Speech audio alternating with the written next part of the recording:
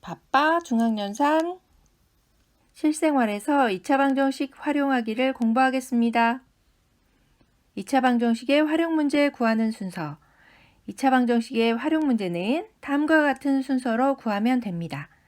먼저 미지수를 정해야 돼요. 문제의 뜻을 파악하고 구하고자 하는 것이 무엇인지 알아내서 미지수 x로 놓으면 됩니다. 다음으로 방정식을 세우는데요.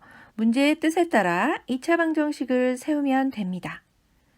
그리고 방정식을 풀어야 되는데요. 우리가 앞단원에서 여러 가지 방법으로 2차 방정식의 해를 구했었죠? 이렇게 구하면 됩니다. 그런데 답 구하기가 따로 있네요. 그 이유는 구한 해 중에서 문제의 뜻에 맞는 것도 있고요. 문제의 뜻에 맞지 않는 것도 있을 수 있으니까 문제의 뜻에 맞는 것만 골라내야 한다는 겁니다.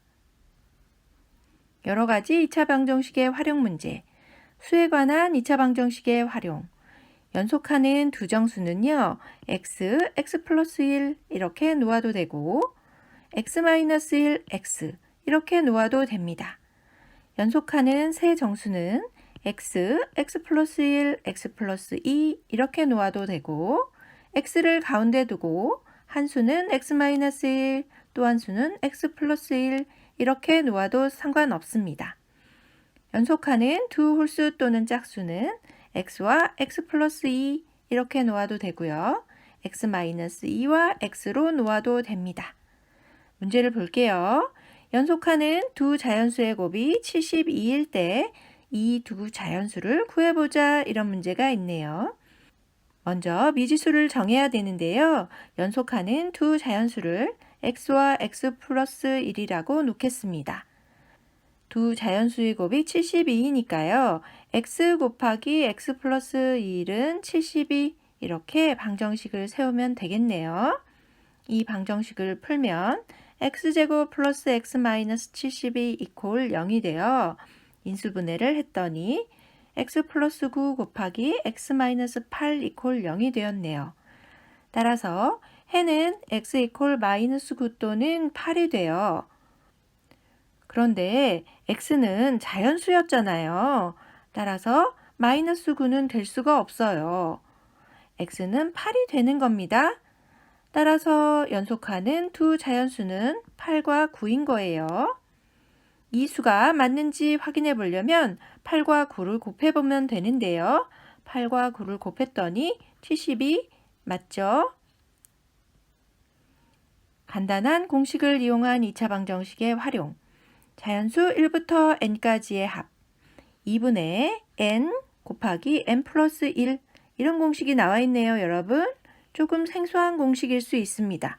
하지만 고등학교까지 이 공식은 계속해서 나오니까요. 여기서 외우고 갑시다, 여러분.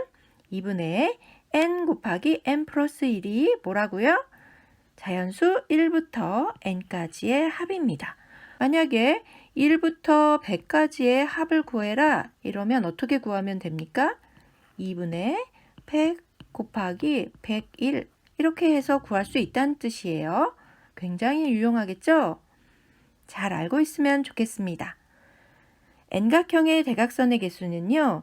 우리 1학년 때 배웠어요. 근데 친구들 벌써 다 까먹었을걸요?